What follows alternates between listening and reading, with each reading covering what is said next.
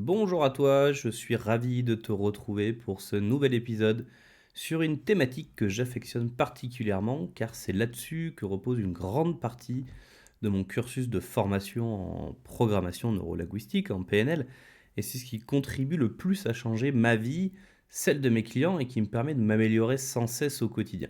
Il s'agit de la communication efficace. Je précise efficace car aujourd'hui, on communique tous entre nous, mais je peux vous rassurer que c'est rarement efficace. Et c'est fou à quel point la communication en plus est omniprésente dans tous les aspects de notre vie. Dès le matin, tu communiques avec ta famille, ensuite à tes collègues de boulot ou tes amis, même seul, et oui, le dialogue intérieur ne cesse jamais. Mais la communication est importante car c'est un peu la colle qui maintient les pièces de notre vie ensemble, et c'est une des clés qui ouvre les portes de toutes les opportunités de la vie au quotidien. Mais concrètement, c'est quoi les avantages d'une bonne communication? Alors tout d'abord, au niveau professionnel, ça va te permettre d'avoir moins de malentendus avec tes collègues ou ta hiérarchie, et donc d'améliorer la collaboration entre vous. Et donc, une meilleure productivité. Et une communication efficace, c'est un super pouvoir pour atteindre ses objectifs en équipe. Et j'ai bien connu à l'époque les difficultés d'une mauvaise communication en équipe, et encore aujourd'hui parfois, et ça peut être très frustrant. Et au niveau personnel, en exprimant par exemple correctement et clairement tes objectifs, tu augmentes tes chances de voir tes projets aboutir. C'est une vraie carte au trésor pour atteindre tes rêves en quelque sorte. Et du côté des relations personnelles, avoir une communication ouverte et honnête, c'est un peu la clé pour une relation saine, pour créer un environnement de confiance où chacun est entendu et compris. Il y aura moins de disputes et plus de moments de bonheur. Et croyez-moi, ces moments sont précieux. J'aurai encore énormément d'exemples à te donner, mais tu comprends bien que je ne peux pas tout dire, sinon cet épisode durerait 2 heures. Mais c'est un outil extrêmement puissant pour améliorer tes relations et renforcer tes performances, aussi bien personnelles que professionnelles. Mais parlons à présent un peu des bases d'une bonne communication. Elle est importante car elle a un rôle crucial dans le maintien des liens solides et épanouissement qui peuvent nous unir à notre famille, nos amis, notre partenaire de vie. Chaque interaction avec quelqu'un est une occasion de construire une relation plus profonde. Je suppose que toi qui m'écoutes, tu as forcément ressenti de la satisfaction, voire un certain bonheur après une belle conversation, riche et bien construite, parce que ça existe quand même dans vos vies. Alors qu'à la fin d'une conversation sans fond, non désirée, bof non, pas terrible. Une bonne communication ouvre la voie à la compréhension mutuelle. Et sache une chose importante, c'est une clé en développement personnel et dans le fonctionnement de l'être humain. Être compris et considéré, ça change tout. Et votre cerveau, surtout émotionnel, adore ça. En parlant d'émotions, une bonne communication est importante également pour exprimer ses pensées et ses sentiments de la meilleure des manières.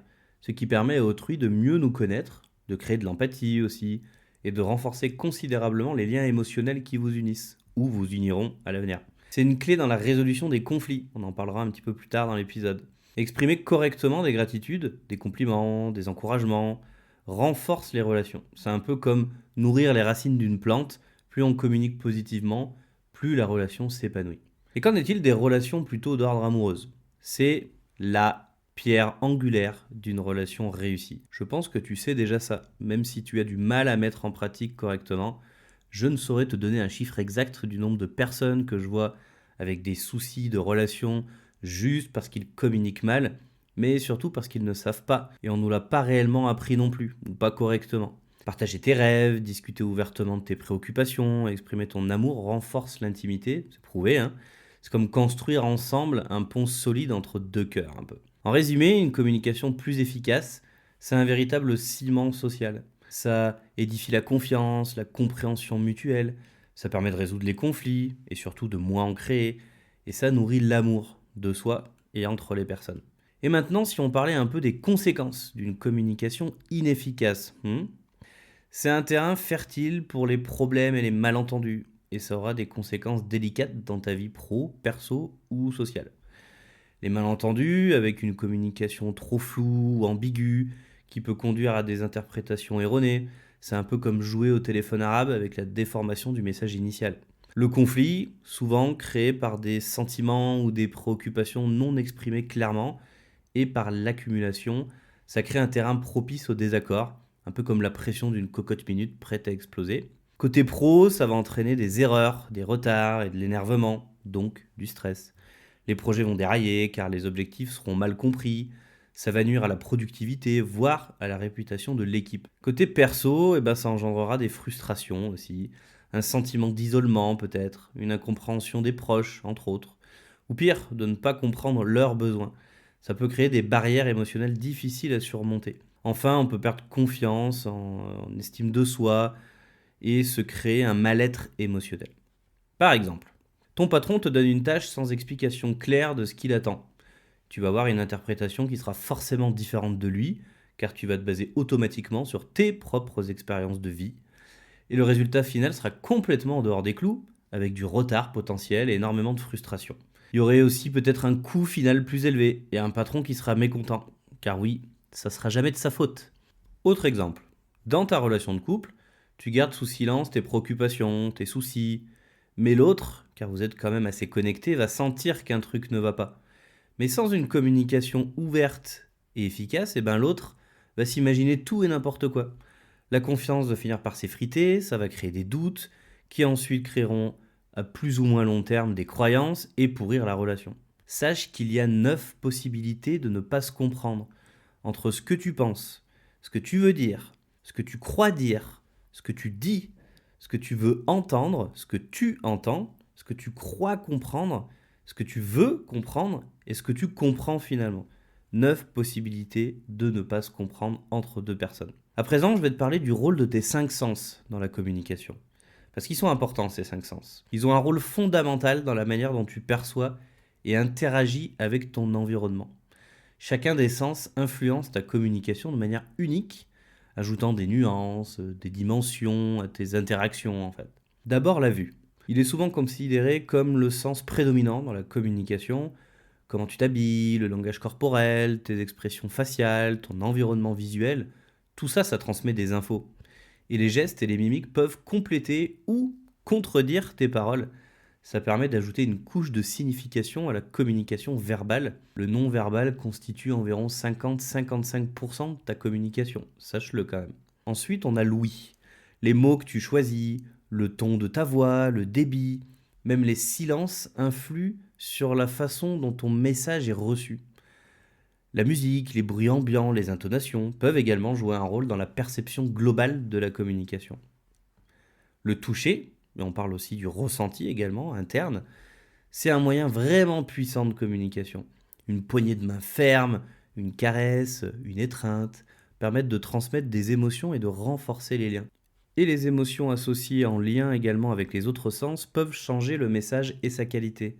Attention, par contre, on se doit de respecter les limites personnelles de chacun. Il est hors de question que j'aille faire une étreinte ou une caresse à quelqu'un qui l'a pas sollicité, on est bien d'accord. Ensuite, on a l'odorat. Plus subtil, les odeurs peuvent évoquer un souvenir, influencer les émotions et même affecter la perception d'une personne. Je pense que vous êtes nombreux à, quand vous sentez l'odeur d'un croissant en pleine rue, ça vous ramène à pas mal de souvenirs d'enfance. Alors, ça vous ouvre l'appétit, mais ça vous rapporte pas mal d'autres souvenirs ou même des odeurs particulières. Enfin, le goût, non lié directement à la communication verbale, mais les préférences alimentaires, les repas partagés, les expressions faciales en réaction aux saveurs peuvent contribuer à la dynamique d'une communication. Je vais te donner quelques astuces concernant l'utilisation des sens dans la communication. Au niveau langage corporel, maintiens le contact visuel quand tu parles à quelqu'un, utilise des gestes pour renforcer tes propos, pensons un peu aux Italiens avec leurs mains, adapte ta posture pour plus de confiance. Si elle est ouverte, ça peut signaler l'accessibilité et la réceptivité. Soigne ta voix, varie le ton en fonction du contexte. Calme, chaleur, crée plutôt de l'empathie. Et énergique, ça crée de l'enthousiasme. Et évite les tons monotones qui sont synonymes d'ennui et que à la moitié de la conversation, tu n'auras plus du tout envie d'écouter la personne. Et si tu parles comme ça, la personne, elle n'aura plus du tout envie de t'écouter. Je suis pas sûr que tu tiennes 20 minutes de podcast si je parle comme ça sans soigner ma voix. Voilà, je pense que tu as compris l'idée. Ensuite, ton environnement visuel. Tu peux toi créer un environnement qui soutient en fait ton message. Propre et organisé, ça fera plus professionnel. Alors qu'avec des éléments de décoration, ce sera plutôt chaleureux. Tu peux aussi utiliser des supports visuels au besoin pour illustrer tes propres propos. Et enfin, adopte ce qu'on appelle le mindfulness, c'est-à-dire l'instant présent. Sois pleinement conscient de la conversation que tu as, sois présent avec ton ou tes interlocuteurs, sois aussi conscient de tes propres réponses sensorielles au même titre que celles des autres. Je vais développer un petit peu l'histoire des 5 sens, de ces canaux sensoriels, et qu'il y a des choses à privilégier. Et ça, je pense que tu le sais pas. C'est que, alors je pense que tu sais qu'on fonctionne tous à travers nos 5 sens, que ce soit dans ce qu'on fait au quotidien, façon de penser, nos émotions, etc. Tout est régi par nos 5 sens dans la façon dont on prend de l'information et où on en donne, quel que soit comment on le fait. Mais en fait, on a tous des canaux sensoriels ou un canal surtout de prédilection. C'est-à-dire qu'il y a des personnes qui vont être très visuelles, d'autres vont être plutôt auditives, d'autres vont être plutôt ce qu'on appelle kinesthésiques, donc le toucher et le ressenti intérieur. Et quand tu arrives, toi, à savoir dans quel canal tu fonctionnes et que tu le partages avec d'autres personnes, eh ben, ça va être plus simple pour les gens de discuter avec toi. Parce que du coup, si tu es visuel, on aura beau te faire écouter quelque chose pendant 1 heure, tu vas rien retenir, ça va pas te parler du tout.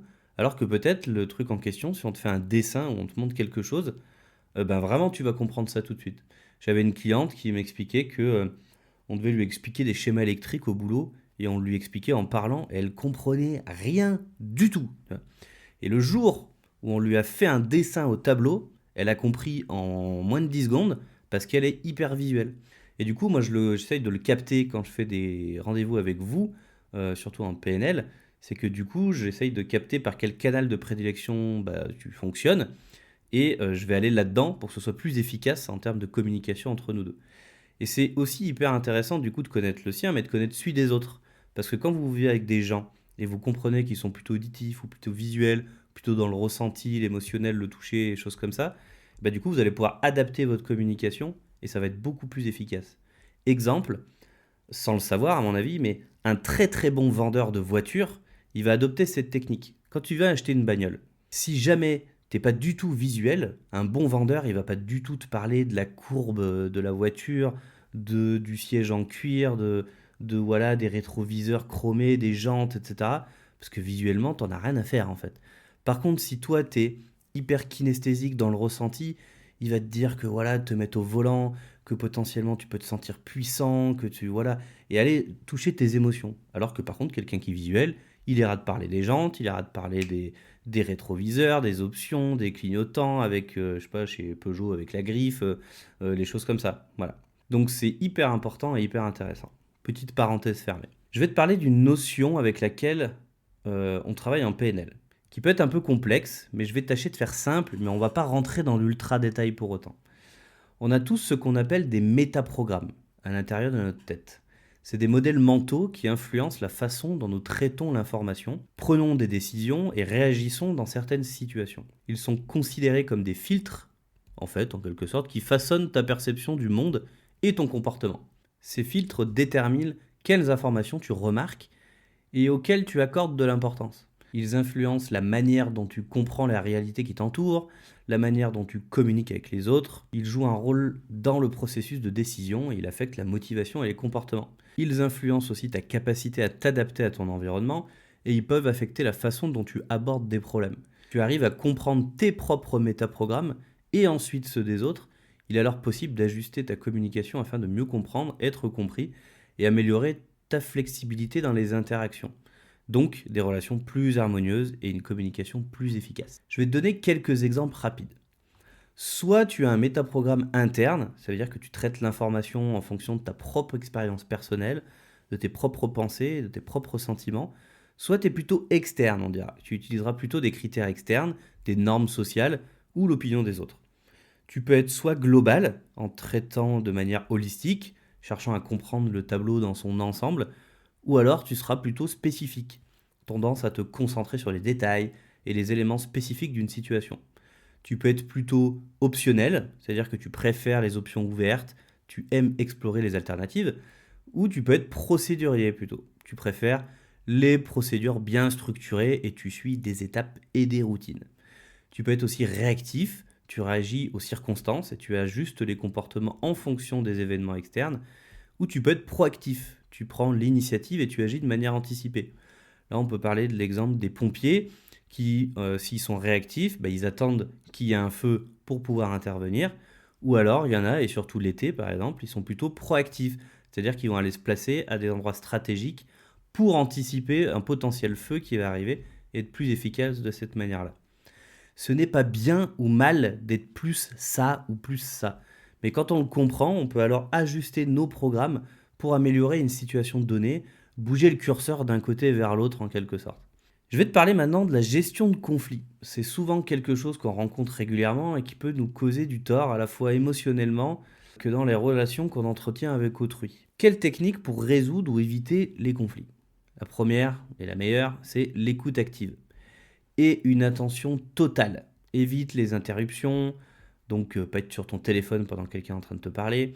Maintiens le contact visuel et surtout reformule ce que dit ton interlocuteur. C'est très puissant car tu envoies un signal que tu accordes de l'importance à ce qu'il dit. Clarifie les attentes, c'est-à-dire que pour éviter les malentendus, il faut clarifier les attentes mutuelles. Par exemple, pose des questions ouvertes pour amener plus de précision dans les réponses et plus de détails. Travailler ensemble. Évite l'aspect gagnant-perdant, chercher les solutions mutuellement acceptables. Adopte un langage positif et construit. Pas d'accusation ou de critique. Utilise plutôt le je et non le tu pour exprimer des sentiments. Et fais une pause. Ça permet à chacun de se calmer et de réfléchir avant de reprendre la conversation. Et également, enfin, le bon moment. Trouve le bon moment, trouve le moment le plus approprié pour discuter du conflit en question. Je vais t'expliquer une technique qu'on utilise en PNL, qui n'est pas la plus simple du monde, mais qui vraiment fait la différence dans ton quotidien. C'est ce qu'on appelle le nœud de communication, quand tu es en conflit avec quelqu'un. Généralement, c'est quand toi, tu veux donner ton avis sur quelque chose, et que la personne en face de toi, elle a un avis qui est différent. Généralement, chacun va vouloir imposer son avis, et ça va aller à l'escalade jusqu'à ce que soit il y en ait un qui écrase l'autre, soit il y en a un qui finit par fuir, et du coup, il y a un gagnant et un perdant, en quelque sorte. Mais ça peut avoir des conséquences qui sont un peu dommageables, que ce soit émotionnellement ou dans les relations, je disais, qu'on peut entretenir avec l'autre personne. Et bien la technique, c'est tout simplement d'abord comprendre l'avis de l'autre. C'est-à-dire qu'il va te donner son avis. Toi, tu vas reformuler ce qu'il te dit, poser des questions ouvertes, avoir plus de précision, reformuler. Alors oui, quand on parle de politique, tu me dis que lui, il a une politique comme ça, mais pourquoi en fait tu dis ça? Qu'est-ce qu'il y a derrière? Qu'est-ce qui te dérange? Qu'est-ce machin? Elle va te répondre. Tu vas de nouveau reformuler ce qu'elle dit, reposer des questions ouvertes pour avoir plus de précision, jusqu'à un moment où tu vas obtenir de la personne ce qu'on appelle un oui physiologique. Elle va te dire oui, c'est ça. Et en fait, ce fameux oui, c'est ça, c'est qu'elle va vraiment sentir que là, c'est bon, t'as compris. Elle s'est sentie comprise dans ses propos. Elle voit que toi, t'as compris son point de vue. Et toi, tu l'auras compris aussi, du coup. Et à partir de ce moment-là, et jamais avant, toi, tu vas pouvoir donner ton avis. Mais qu'après ça. Et je peux te dire que la suite de la conversation va être complètement différente. Et ça va t'ouvrir inconsciemment des portes incroyables avec cette personne. Et votre conflit va être géré d'une meilleure manière. Le but, c'est pas d'être d'accord avec la personne à la fin, mais c'est au moins de ne pas générer de conflit, que chacun accepte l'avis de l'autre dans le respect et que ça passe beaucoup mieux en fait. Et même en plus en faisant ça, en posant plus de questions, en t'intéressant à l'avis de la personne, ça va peut-être un peu changer ta perception de ton propre avis. Et tu vas te dire, ah oui, c'est vrai qu'en fait, quand il me dit ça, c'est pas bête. C'est vrai que le point de vue est intéressant. Et tu vas peut-être toi-même un peu réfléchir sur ce truc-là. Quelques conseils, maintenant pratico-pratiques pour une bonne écoute active. Alors, une attention totale, je disais, je le répète, pas de téléphone, de distraction ou d'autres activités. Maintenir le contact visuel, je l'ai dit plusieurs fois, mais vraiment ça renforce le lien, de ne pas regarder ailleurs ou être distrait. Résumer et reformuler ces mots et vos propres mots, c'est vraiment puissant. Les questions ouvertes, c'est encore plus puissant, ça permet d'avoir plus de détails et faut éviter les réponses par oui ou par non, qui ne font pas du tout avancer le schmilblick. Pas de jugement prématuré, écoutez d'abord avant les conclusions. Et faire attention au non-verbal, faites des hochements de tête, des bruits de bouche, d'approbation, pour vraiment montrer que vous êtes dans une écoute active avec là ou les personnes. Mais aussi en bonus, je vais te donner des conseils de reformulation de langage pour exprimer correctement tes besoins. Dire je et non tu, ça évite de donner l'impression de blâmer. Par exemple, tu es sur ton tel, tu m'écoutes pas. Tu diras plutôt je ne me sens pas écouté quand tu es sur ton téléphone alors que je te parle. C'est complètement différent. Être plus spécifique, dire je me sens ignoré, et du coup tu dis je me sens ignoré lorsque je ne suis pas inclus dans quelque chose, voilà. Donc plus de précision, soit plus précis, plus spécifique. Exprimer ses sentiments par j'ai besoin de plus de temps pour moi parce que je me sens épuisé, par exemple, avec le je. Soyez ouvert aux solutions. Ça amène plus de flexibilité et ça facilite la résolution du conflit. Exprimer vos besoins de manière positive. Dire ce qu'on veut de manière positive et plus ce qu'on ne veut pas. Parce qu'une dernière chose importante, c'est que ton cerveau ne comprend pas la négation. Alors travaille à changer ta façon de t'exprimer et ta façon aussi de te parler. Par exemple, ne touche pas la plaque de cuisson, ton cerveau il comprend touche la plaque de cuisson. Du coup, tu dirais plutôt tu risques de te brûler si tu mets ta main sur la plaque de cuisson. Si je te dis ne pense pas à un éléphant rose, tu vas penser à un éléphant rose. Ou alors il y a le je ne veux pas que tu fasses ça, transformez-le en j'apprécierais si tu pouvais faire ceci à la place. Et soyez force de proposition aussi des fois. On arrive à la fin de cet épisode. En résumé, je te dirais que la communication efficace, c'est vraiment le secret pour des relations au top. Ça élimine les quiproquos, ça booste la collaboration, ça ouvre des portes à tout va. Au quotidien, ça renforce les liens, ça évite les embrouilles et ça nourrit les vibes positives. Que ce soit au taf ou dans la vie perso, ça donne un boost de productivité et plein d'occasions de réussir. En gros, une communication efficace, c'est le super pouvoir pour une vie plus chill et réussie. Je t'invite à pratiquer de temps en temps l'exercice suivant pour aiguiser profondément tes 5 sens. Tu vas te trouver un endroit calme où tu vas pouvoir te mettre en position confortable, plutôt assis, le dos droit, dans une chaise ou un fauteuil. Mais voilà, un endroit qui est calme. Tu vas pratiquer 10 respirations profondes, donc par le ventre.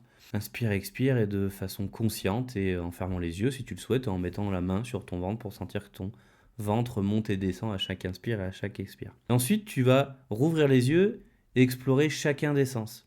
Tu vas fixer un objet devant et tu vas le regarder, mais beaucoup plus que d'habitude, en regardant tous les détails, les courbes, comment il est. Tu vas aussi prendre le temps d'écouter, voir s'il n'y a pas des bruits que tu captes en étant concentré et pleinement présent. Tu vas peut-être aussi essayer de toucher cet objet, de voir éventuellement dans cet état-là quelle émotion ça peut te provoquer. Éventuellement, suivant ce que c'est, tu peux goûter. Si c'est un aliment ou une chose comme ça, on peut faire cet exercice pour manger. Ou aussi sentir au niveau des odeurs qu'il pourrait y avoir chez toi. Et ensuite de revenir à la respiration et juste d'apprécier ce moment-là. Ça peut durer 5 minutes, pas plus. Et tu fais ça tous les jours, 5 minutes, et ça peut vraiment améliorer ta pleine présence en plus, donc banco. Travailler sa communication, c'est vraiment important. Mais c'est pas simple, et il te faudra du temps, même moi depuis plus d'1 an que je l'améliore, je suis encore loin de la perfection. Et je l'aurai jamais d'ailleurs. Mais ça change vraiment la vie. Grâce à ça, j'arrive à améliorer les problématiques de mes clients juste par la communication, sans même avoir recours à un protocole de PNL bien que ça fasse partie du protocole, la communication souvent. Mais c'est vraiment, vraiment puissant. Ce week-end encore, j'ai un ami avec qui j'avais discuté plusieurs fois de ses soucis, mais en mode ami, hein, pas en mode consultation. Il m'a dit que je lui avais provoqué des changements et des déclics rien qu'en discutant, et qu'il allait de mieux en mieux. Et du coup, moi j'étais trop content, mais ça m'a démontré une nouvelle fois la puissance de ce truc-là. Je te donne rendez-vous la semaine prochaine, et on parlera du poids, et surtout de pourquoi on grossit, pourquoi on n'arrive pas à maigrir, des stratégies, des solutions. Et là, je vais péter du mythe. Tiens-toi, parce qu'à mon avis, t'es pas prêt. Donc, je te souhaite une très belle semaine. On se donne rendez-vous mardi.